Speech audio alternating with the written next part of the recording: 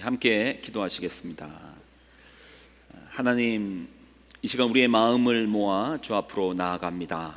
우리의 진심 또 전심, 주님을 사랑하는 그 마음으로 나아갑니다. 우리의 부족한 마음일진데 주님, 우리의 마음 위에 임하여 주옵소서. 그리하여 우리의 고백들이 나는 하나님을 만났다, 이렇게 고백할 수 있는 신앙을 허락하여 주옵소서. 영광을 드립니다. 감사드립니다. 예수님의 이름으로 간절히 기도드리옵나이다. 아멘. 복된 주일입니다. 우리 양옆에 한번 지체들 한번 좀 바라보시겠습니다. 예, 바라보시고 같이 한번 인사 나누겠습니다. 복된 주일입니다. 예, 축복합니다.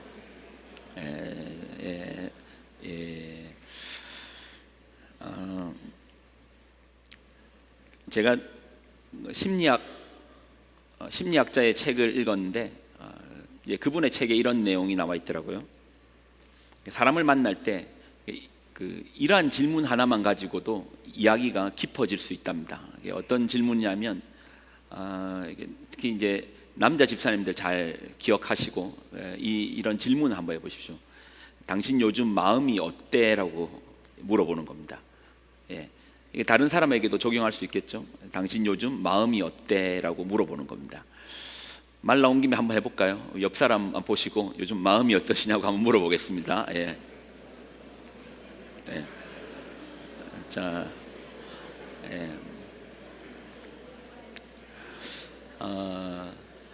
사실 이제 우리가 이제 사람에게 다 마음이 있는데 사실 마음이 있다는 게 너무 뻔한 거 아닙니까? 지나가는 개만 해도 발로 차버리면 다음에 갈 때 문다니까요. 개들도 감정이 있고 마음이 있는데 우리 사람의 마음 속에 왜 우리 안에 마음이 없겠습니까? 이게 이제 감정이란 영역의 또 다른 표현일 수도 있고, 근데 우리 안에 분명히 마음이 있습니다. 그런데 우리가 정작 이걸 잘 몰라요. 마음이 있다. 아니, 내 마음도 잘 모르는데 제가 가끔 누군가를 만나서 물어봅니다. 요즘 마음이 좀 어떠세요? 라고 물어보면 시간이 필요하더라고요. 마음이 어떠세요? 할 때 준비된 듯 갑자기 내 마음은 이렇고 말하는 사람이 없습니다. 대부분 자기 마음에 대해서 신경 써볼 여유가 없는 거예요. 자기 마음을 챙겨볼 여유가 없으니까 물어보면 당황하고, 물어보면 한참 고민하다가 그 마음을 하나씩 꺼내서 이야기해 보는 거예요. 그러니까 내 마음이 어떤지도 나는 잘 모르는데, 그러다 보니까 남의 마음, 옆에 있는 사람 마음, 아내의 마음, 남편의 마음 잘 몰라요. 내 마음도 신경 못 쓰고 사는데 남 마음 어떻게 신경 씁니까? 그 헤아림이 없습니다. 자, 그러다 보니까 우리가 그렇게 잘 싸웁니다. 마음을 몰라서 그렇게 많이 싸웁니다. 약속 시간이 다 되어 갑니다. 아내가 그럽니다. 흰머리 좀 뽑아줘. 없는데? 안 보이는데? 아니, 거기 있잖아. 좀 자세히 보고 좀 뽑아줘. 진짜 안 보이는데. 좀 잘 좀 보라니까. 진짜 없는데 흰머리가 어디 있어. 내가 할게. 저리 가. 뭐 아침부터 별거 아닌 걸로 화를 내냐고. 바빠 죽겠는데 그만해요. 싸우기도 싫어. 그만해. 여기서 좀 더 심해지면 어떻게 되죠? 당신은 제대로 하는 게 하나도 없냐? 흰머리 하나도 못 뽑냐? 그러면 듣고 있는 남편도 가만히 있겠죠. 너는 지금까지 뭐 제대로 한 게 있냐? 그래서 좀 더 심해지면 내 친구 아내들은 어떤 줄 알아? 이렇게 얘기 나오면 이제 그날을, 이게 단순한 말싸움이 아니고 이제 전쟁으로 이제 바뀌는 거죠. 제가 이제 이런 이야기를 하면 꼭 제 처에게 가서 아내의 머리를 살펴봅니다. 흰머리가 없는데요 라고 하시는데, 그러지 마십시오. 그럼 진짜 싸움 납니다. 이게 제가 이야기할 때 각색해서 하는 내용입니다. 그러니 여러분, 괜히 혹시 싸우셨어요? 그렇게 하면 진짜 집에 가면서 저는 십자가를 지고 은혜 쑥 빠진 채로 살아야 되니까 여러분, 물어보지 마십시오. 어쩌다가 보면 이제 우리는 흰머리 하나 가지고도 싸움이 되고, 양말 한 짝 때문에도 이제 싸움이 됩니다. 그게 흰머리 하나 때문에 싸우겠습니까? 아니면 양말 한 짝 때문에 그게 싸움이 되겠습니까?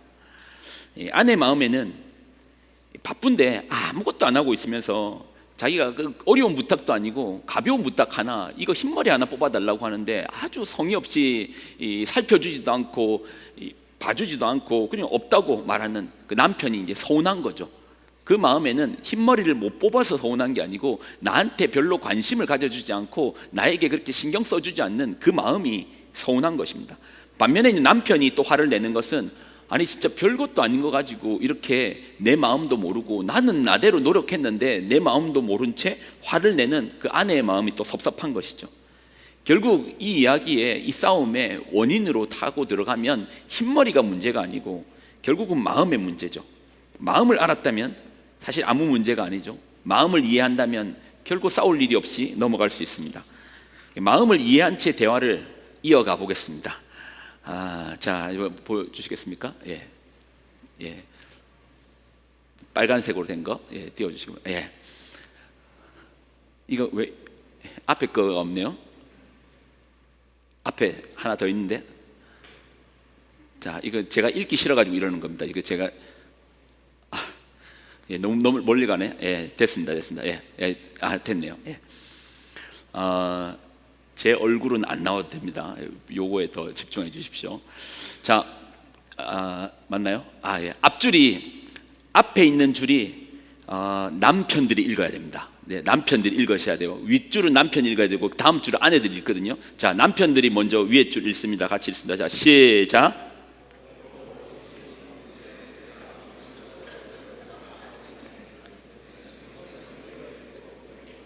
여러분 AI 아니시죠? 이게 지금 거의 평상시에 얼마나 안 해보셨으면은 이거 AI 수준으로 이게 지금 나오고 있거든요.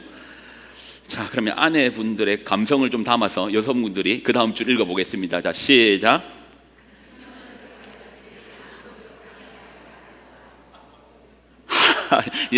하까지 나오시네요.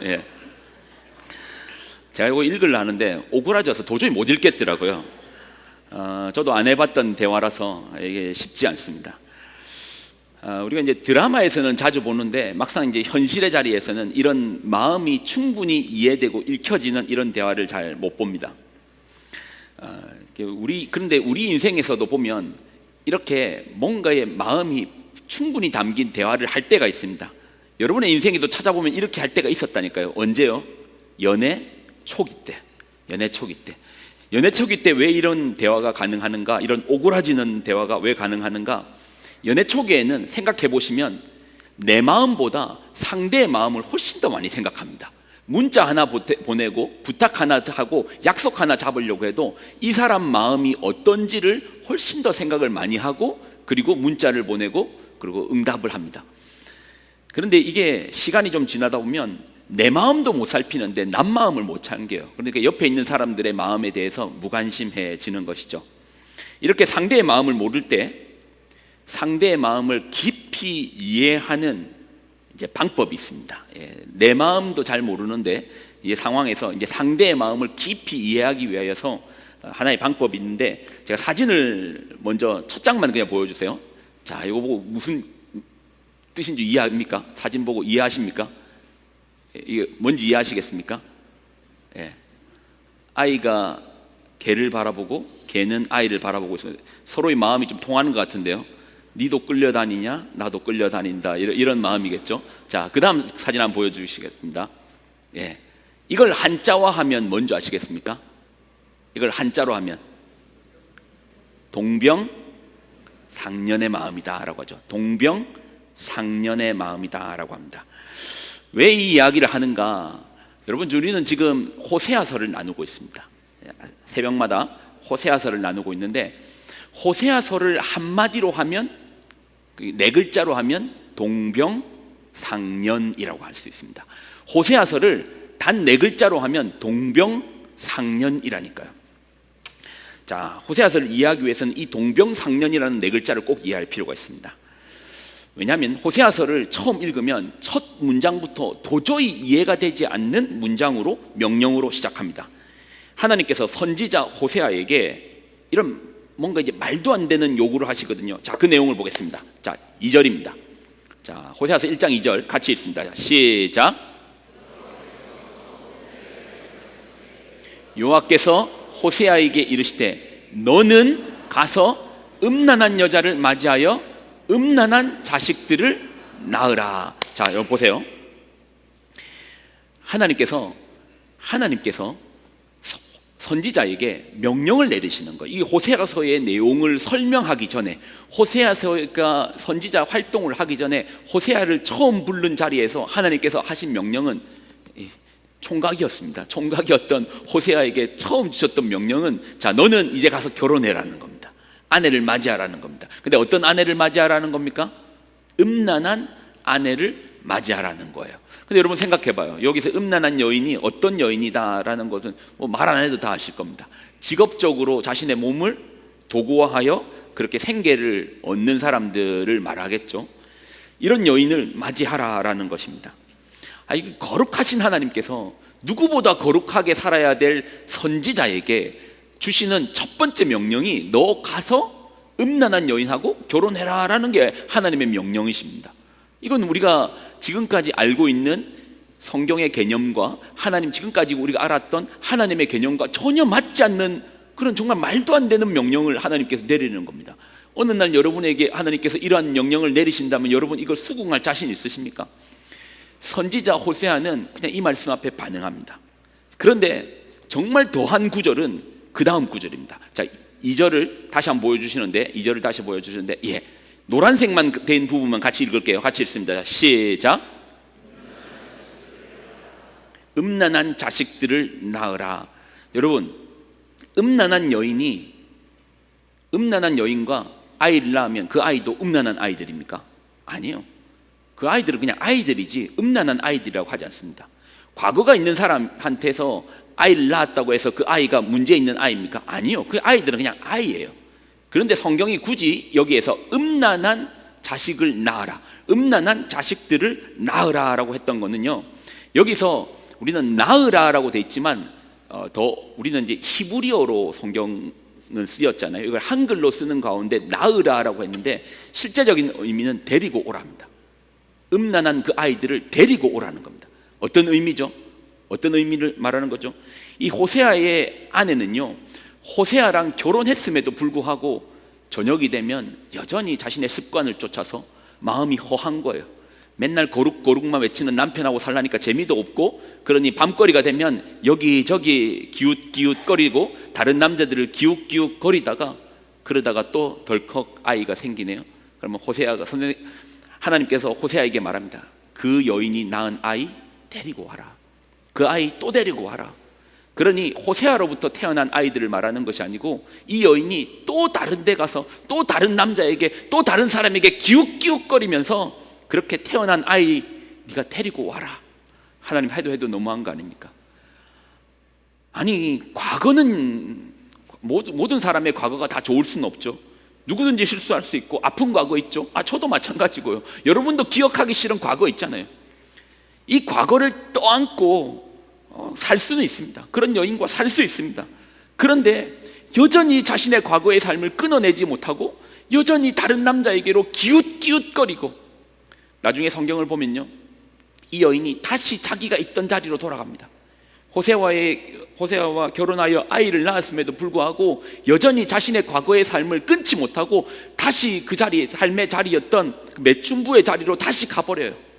그럼 호세아가요, 돈을 싸들고 가서 자신이 돈을 지불하고, 그 포주에게 돈을 지불하고 내 아내 좀 다시 좀 데려가게 해달라, 이렇게 부탁해서 다시 아내를 데리고 옵니다. 그때 그 심정과 그 마음이 뭐 찢어지는 마음 아니겠어요? 내 아내인데 내 아내를 다른 남자에게서 돈을 주고 다시 사와야 되는 그 심정, 내가 결혼을 했는데 이 아이들이 다른 남자의, 각각 아이들의 성이 다 다른 이 아이들을 다시 데려오는 그 심정, 마음이 찢어지는 심정인 거예요. 하나님 해도 너무하지, 선지자에게 너무 무리한 명령을 내리신 거 아닙니까? 어떻게 명령을 내리셔도 하나님께서, 거룩하신 하나님께서 이런 명령을 내리실 수가 있는 겁니까? 가혹한 명령이죠. 정말 말도 안 되는 가혹한 명령이죠. 근데 여러분이 읽은 성경들 구절 중에서 가장 가혹한 명령은 또 따로 있더라고요. 따로 있더라고요. 저는 여러분이 읽은 성경의 구절 중에서 가장 가혹한 명령은 좀 어떤 명령이 있습니까? 저는 하나님께서 내리시는 명령 중에 오늘 이 호세아서의 명령도 정말 이해하기 힘든 구절인데 이보다도 더 힘든 구절이 있습니다. 자, 창세기 22장입니다. 창세기 22장 1절, 1절로 2절인데요. 떼어졌나요? 자, 창세기 22장 1절 읽습니다. 자, 시작.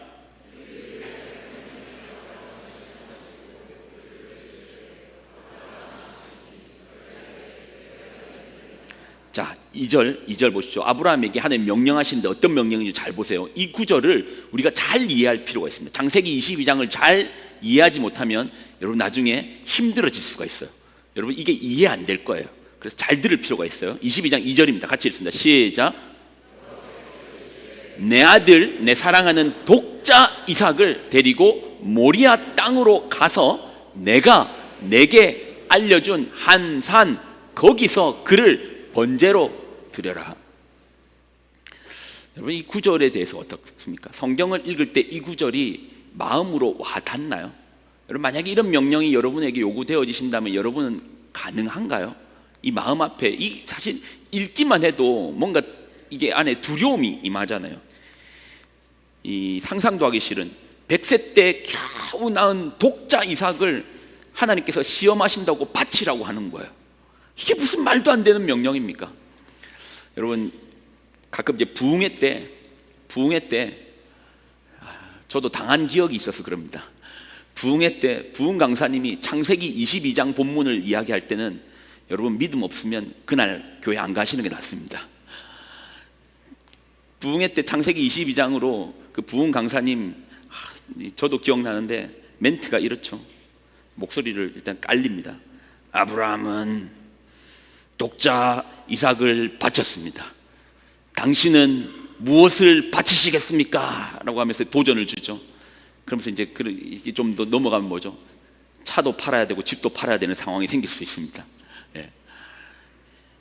아니 아들도 바치는데 당신은 뭘 바치겠냐고 이렇게 말해서 우리에게 뭔가 바쳐야 되겠다라는 그런 문구로 오늘 본문이 사용되고 있는 경우가 많은데 그렇지 않습니다.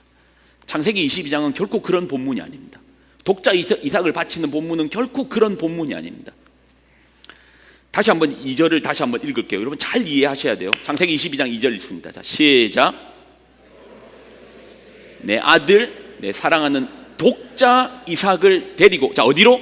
모리아 땅으로 가서 또 어디로? 내가 내게 알려준 한 산 거기서 그를 번제로 드려라 라고 하는 거예요.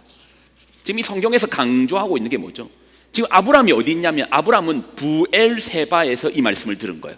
부엘세바에는 아브라함이 하나님께 예배하였던 제사드렸던 번제의 단이 거기에 있었습니다. 그러면 아브라함에게 하나님께서 독자 이삭을 바치는 것이 목적이었다면 그냥 부엘세바에서 드리라고 하면 돼요. 근데 하나님은 부엘세바가 아닌 3일 길을 가게 하십니다. 부엘세바에서 북쪽으로 3일 길을 가게 하셔서 내가 말하는 그 모리아산, 내가 말하는 그 산, 내가 너에게 말한 그 길에서 꼭 독자 이삭을 바치라고 합니다. 이게 어떤 의미가 있느냐? 이 모리아 땅이요, 이 모리아 땅에서 아브라함으로부터 1000년이 지나면 아브라함의 시대가 기원전 2000년경이거든요. 기원전 2000년이니까 1000년이 지나니까 기원전 1000년 다윗 시대에 이 모리아 땅 자리가 이름이 바뀝니다. 여러분이 가장 잘 알만한 이름입니다. 예루살렘으로 바뀝니다. 그리고 다윗 시대 때 여기에 뭐가 세워지느냐? 성전이 세워집니다. 그리고 또 이로부터 1000년이 지나면 여기에서 무언가가 세워집니다. 뭐가 세워지겠습니까? 십자가가 3개가 세워집니다. 그 3개의 십자가 중에 하나의 십자가에 하나님의 독생하신 예수님께서 달려 돌아가십니다. 여러분에게 물어보겠습니다. 아브라함은 그날 독자 이삭을 죽였습니까? 바쳤습니까? 아니요. 창세기 22장에서 확인해 보겠습니다. 창세기 22장 11절로 자 11절 같이 읽습니다. 시작. 하늘에서부터 그를 불러 이르시되 아브라함아 아브라함아 하시는지라 아브라함이 이르시되 내가 여기 있나이다 하매 자 12절 사자가 이르시되 그 아이에게 내 손을 대지 말라 그에게 아무 일도 하지 말라 내가 내 아들 내 독자까지 내게 아끼지 아니하였으니 내가 이제야 내가 하나님을 경외하는 줄 알리라. 13절 맞아 있습니다. 아브라함이 눈을 들어 한 순양이 뒤에 있는데 뿔이 수풀에 걸려 있는지라 아브라함이 가서 그 순양을 가져다가 아들을 대신하여 번제로 드렸더라. 자, 여러분 보십시오. 제 얘기 들어봐요. 하나님은 자신의 독생하신 예수님을 우리의 죄를 위하여 바쳤습니다. 바쳤어요. 근데 아브라함은 바치지는 않았습니다. 그러나 거기까지 가봤어요. 죽이지는 않았지만 그 근처까지는 가봤어요. 자, 여러분에게 물어보겠습니다. 독생하신 예수님을, 독생자를 바쳐본 하나님의 심정을, 하나님의 마음을 가장 깊이 이해할 사람은 누구겠습니까? 누가 아버지의 마음을 가장 깊이 이해할 수 있을까요? 우리의 죄, 당신들의 백성들의 죄를 사해 주시기 위하여 아들을 바친 하나님의 마음을 가장 깊이 이해해 볼 수 있는 사람은 누구겠습니까? 아브라함인 거야. 왜요? 근처까지 가봤으니까. 그럼 오늘 본문이 가지고 있는 22장, 창세기 22장이 가지고 있는 게 뭐죠? 너도 너희 아들 바쳐라 그겁니까? 아니요. 내 마음 좀 알아달라는 겁니다. 내 마음 좀 알아달라는 겁니다. 내 마음 좀 이해해달라는 겁니다. 우리가 창세기에서 보면 아브라함을 부를 때 아브라함의 별명이 있습니다. 아브라함의 별명이 뭐죠? 뭐뭐의 조상이라는데 뭐의 조상이라고 하죠? 믿음의 조상이라고 해요. 그리고 아브라함의 이야기를 보면 23장에서도 물론 아브라함의 이야기가 나오지만 거의 영적 사건에서는 22장에서 끝나요. 그러면 아브라함의 믿음의 고도를 봤을 때 22장에서 믿음의 끝을 볼 수 있는 거예요. 여러분, 믿음의 끝이 뭐죠? 믿음의 끝은 아버지의 마음을 이해하는 겁니다. 여러분의 믿음을 무엇으로 보여드리겠습니까? 하나님의 마음을 이해하는 것이 믿음의 끝인 거예요. 자, 다시 오늘 본문으로 돌아가겠습니다. 오늘 본문에 보면 하나님께서 정말 말도 안 되는 명령을 내리신 거예요. 음란한 여인과 결혼해라. 음란한 여인이 낳은 아이들을 데리고 와라. 네 아이들 삼아라. 그리고 이 여인이 자신의 과거의 습관을 끊지 못하고 다시 그 음란한 자리로 갈 때마다 하나님은 말씀하시는 겁니다. 가서 데리고 와라. 하나님, 나한테 무슨 억하 심정이 있어서 이런 명령을 내리십니까? 이런 말도 안 되는 명령을 내리십니까? 하나님께서 왜 선지자에게 이런 명령을 내리시죠? 호세아야, 내 마음 좀 이해해 주면 안 되겠니? 내가 이스라엘 백성들을 그 시작부터 내가 낳았고 그들을 입혔고 먹였고 땅을 주었고 보살폈고 나는 여기까지 지금 그들이 호흡하는 이 순간까지 내가 그들과 함께 하였는데 그들은 왜 나를 바라보지 못하지?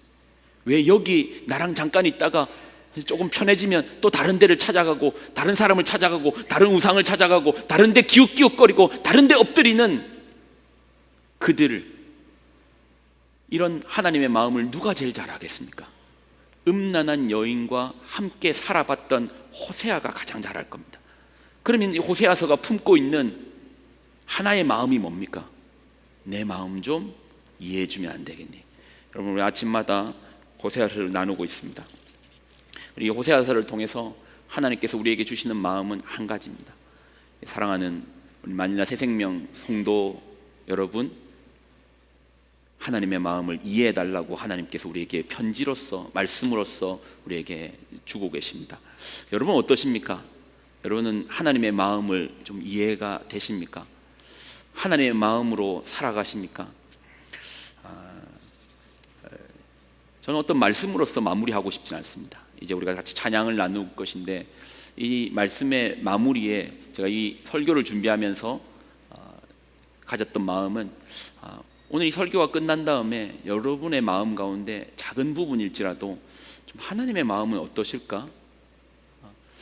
특별히 여러분에게 부탁드리고 싶은 것은 하나님께서 이 마닐라 새생명교회를 바라보실 때 어떤 마음으로 우리 교회를 바라보실까? 또한 여기 있는 우리 지체들은 다 하나님의 자녀들 아닙니까? 그러면 여러분은 결국 하나님의 자녀와 또 부부로서 또 함께 사시는 분들 있지 않습니까? 그럼 남편 된 여러분이 아내를 바라보실 때 내 마음으로 이 사람을 바라보는 게 아마 우리의 습관일 겁니다. 근데 내 마음으로 바라보는 게 아니고 하나님은 이 사람을 어떻게 바라보고 계실까? 또 아마 이 중에 자녀를 키우시는 분들도 많죠. 내가 내 마음으로 자녀에 대해서 훈계할 수도 있고 키워나갈 수도 있을 겁니다. 근데 그 마음만 따져보는 게 아니고 내 마음의 빗장과 경계를 넓혀서 하나님께서는 오늘 내 자녀들을 어떤 식으로 바라보실까?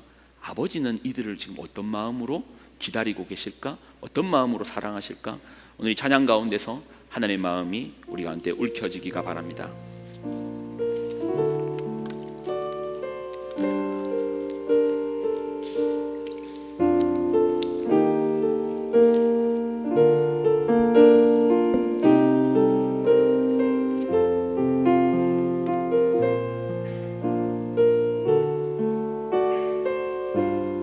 아버지의 마음이 우리 가운데 부어지기를 소망합니다.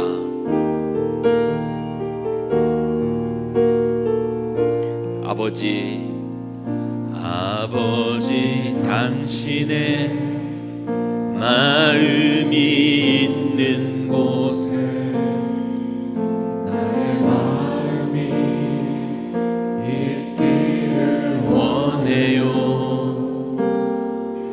아버지, 당신의 눈물이 고인 곳에 나의 눈물이 고이길 원해요.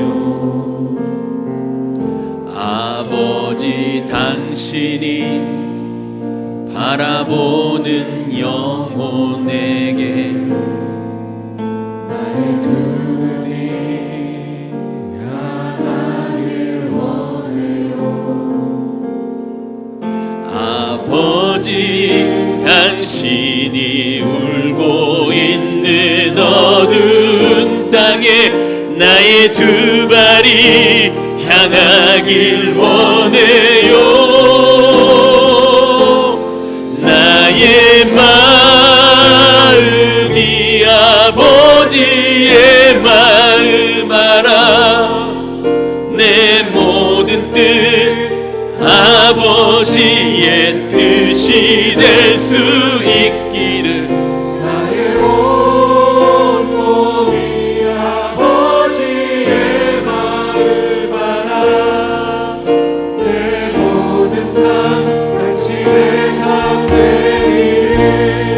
다시 한번 고백할까? 아버지, 아버지, 당신의 마음이 있는 곳에 나의 마음이 있기를 원해요. 아버지, 당신의 눈물이 고인 곳에 나의 눈물이 고이길 원해요. 아버지, 당신이 바라보는 영혼에게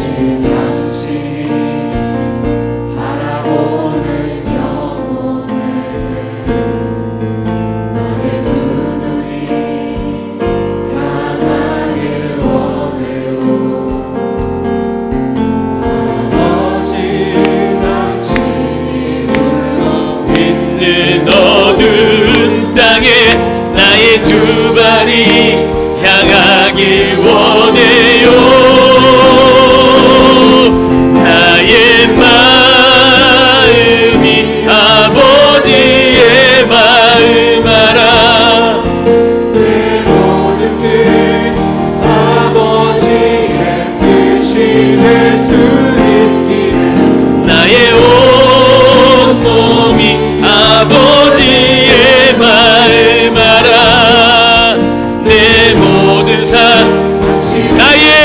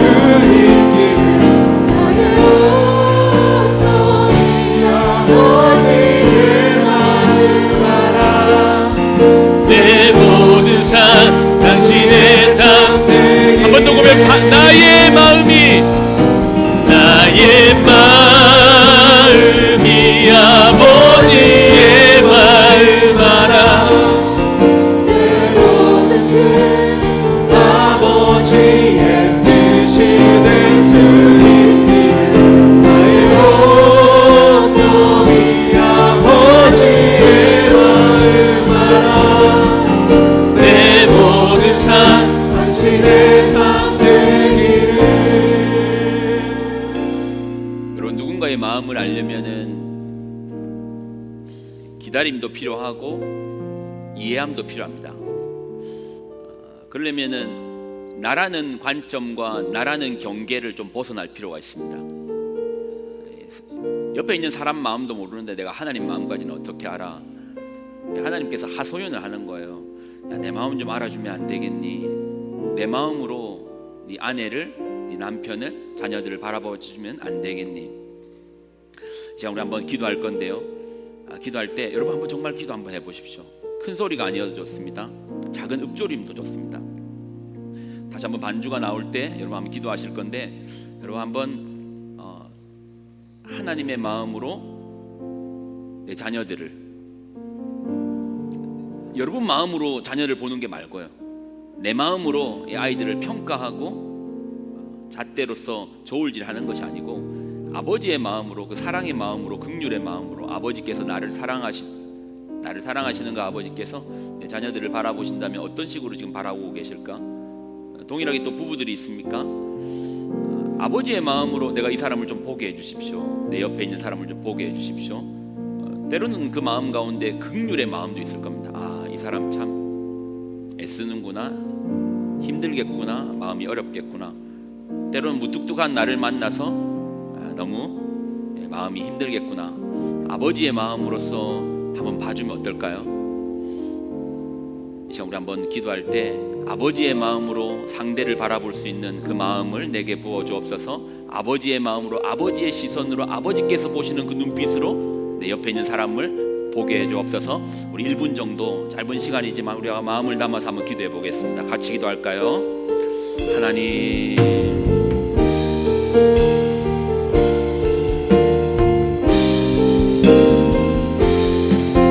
하나님, 우리 안에 아버지의 마음을 부어주옵소서. 옆에 있는 지체들을 바라보며 나아갈 때 아버지의 마음과 아버지의 긍휼과 아버지의 사랑하심과 아버지의 그 뜻으로 바라볼 수 있도록 도와주옵소서. 하나님, 우리가 함께 살라고 하신 가정인데 너무나 많은 다툼이 있고 너무나 많은 불화가 있으며 너무나 서로가 대화가 되지 않는 막힌 담들이 있습니다. 하나님, 이제는 아버지의 마음으로 내가 옆에 허락하여 주신 귀한 선물인 우리 가족들을 바라보게 하여 주옵소서. 아버지의 심령으로서 우리의 자녀들을 키우게 하여 주옵소서. 바라보게 하여 주옵소서. 아버지가 이들을 어떻게 바라보시는가, 아버지가 어떤 시선으로 이들을 기다리고 계시는가, 오늘 아버지의 시선이, 아버지의 마음이 우리에게 부어진 바 되게 하여 주옵소서. 아버지, 이 시간 임하여 주옵소서. 아버지, 이 시간 가운데 임하여 주옵소서.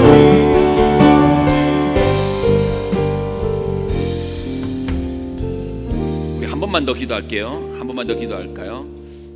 우리 새생명교회가 우리 마닐라 땅에 마닐라 새생명교회란 이름으로 시작될 때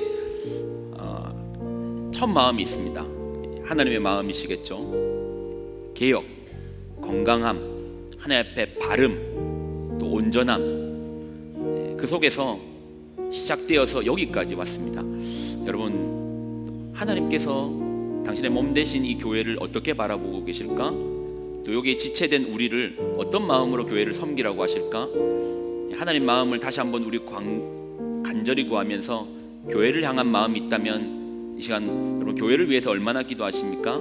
지금 한 1분만 교회를 위해서 한번 같이 기도하실래요? 어떤 마음으로요? 아버지의 마음으로, 아버지의 그 풍성한 마음으로 다시 한번 우리 하나님 몸 대신 교회를 향하여서, 예수님의 머리 대신 교회를 향하여서 다시 한번 우리 중보하며 1분만 한번 기도하며 나가겠습니다. 기도하시겠습니다. 하나님, 임하여 주옵소서. 주여, 임재하여 주옵소서. 주님의 마음으로 주님의 몸된 교회, 우리 마닐라 땅에 세우신 마닐라 새생명교회, 하나님 온전하고 이 속에서 새 생명들이 일어나기를 소망하시며, 이 속에서 많은 영혼들이 그 풍성함을 누리기를 원하시며, 이 속에서 많은 영혼들이 위로함을 받게 하여 주시고, 이민의 삶 가운데 어려움과 하나님 힘든 가운데서 위로하고 터놓을 데가 없는 그 가운데 하나님 교회를 구원의 방주의 역할로 감당케 하여 주시며, 하나님 이 교회를 통하여서 많은 영혼들을 주께로 인도하라고 불러주셨습니다. 하나님 교회를 사용하여 주옵소서. 교회를 통하여서 많은 영혼들이 주께로 돌아오게 하여 주옵소서. 아버지를 바라보게 하여 주옵소서. 우리 예배 가운데 살아계신 하나님을 만나는 그러한 공동체 되도록 주여 도와주옵소서.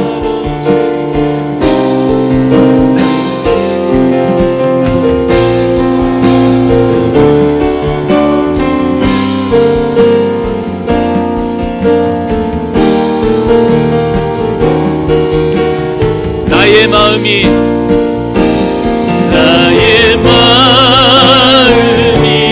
아버지의 마음이라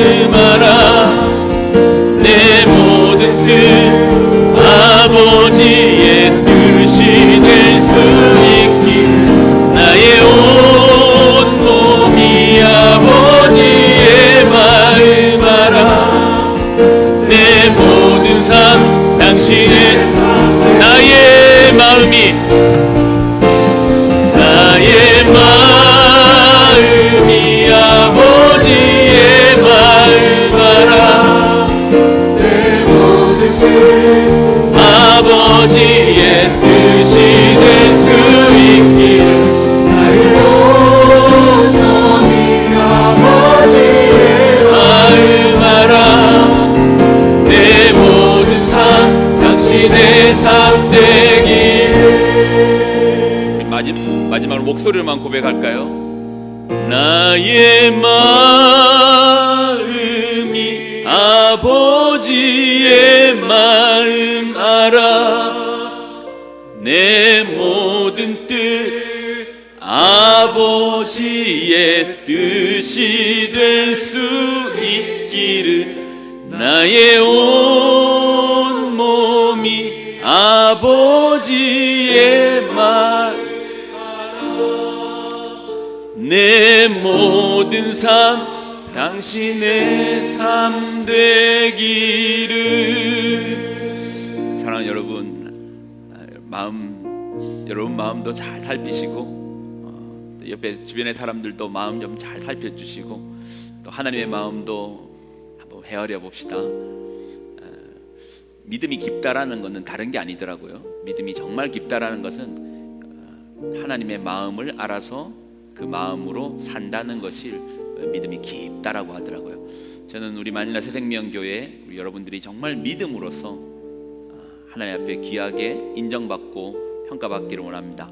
하나님 언젠가 우리의 믿음을 보실 터인데 마지막 때가 될수록 믿음이 희박하다라고 합니다. 그만큼 내 마음 챙기기에도 급급하고 남 마음도 모르니 하나님 마음을 우리가 어떻게 헤아리고 나가겠습니까? 이러할 때 아버지의 마음으로 아버지의 시선으로 아버지의 그 바라보심으로써 교회를 바라보고 또 지체를 바라보고 옆에 있는 또 자녀들 가족을 살펴보는 우리 귀한 복된 우리 새생명교회의 성도들 되시기를 예수님의 이름으로 부탁을 드립니다. 제가 기도하겠습니다. 하나님 우리에게 허락하여 주신 그 아버지의 마음 호세아를 통하여서 주님께서 간곡하게 부탁합니다. 호세아야 내 마음을 이해해 줄 수 있겠니? 내 마음으로 이 땅을 바라볼 수 있겠니? 동일하게 마지막 때를 살고 있는 우리들에게 주님께서 부탁하십니다. 오늘 말씀을 통하여서 우리에게 말씀하십니다. 사랑하는 마닐라 새생명교회 귀한 성도들이여 나의 마음을 이해할 수 있겠니? 나의 마음으로 너에게 허락한 그 지체들을 또 가족을 자녀들을 바라볼 수 있겠니? 하나님 우리는 내 마음밖에 모릅니다. 그래서 옆 사람의 마음도 모릅니다. 이런 우리에게 성령님을 통하여서 아버지의 마음을 부어 주옵소서. 그래서 내 생각, 내 판단, 내 결정으로 누군가를 판단하고 재고 헤아리는 것이 끝이 아니라 아버지의 마음으로 누군가를 깊이 품고 사랑하고 또한 기다려줄 수 있는 그런 믿음의 사람들 되도록 붙들어 주옵소서. 이제는 우리 주 예수 그리스도의 은혜와 하나님의 무한 극진하신 사랑하심과 성령님의 교통동행 충만하심의 역사하심이 오늘의 말씀을 듣고 아버지의 마음, 아버지의 기다려주심, 아버지의 사랑하심으로 옆에 있는 지체를 또는 나를 그렇게 바라보기로 작정한 귀한 성도들의 마음과 그들의 가정과 자녀들의 머리 위에 이제로부터 영원히 항상 함께하여 주시기를 간절히 축원드리옵나이다. 아멘.